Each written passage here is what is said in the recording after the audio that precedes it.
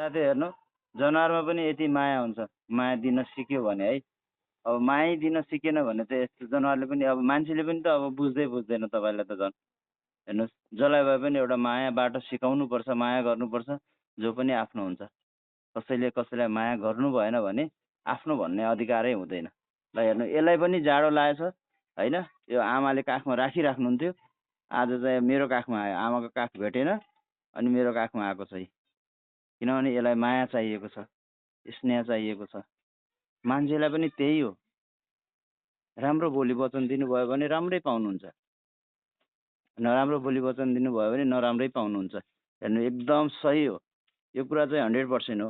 कसैले तपाईँलाई हृदयदेखि चाहनुभयो भने सोच्नु होला कि उसले गर्छ, समय अवस्थाले पनि समय परिस्थितिले गर्दा पनि त्यो गर्ने अवस्थामा जान्छ।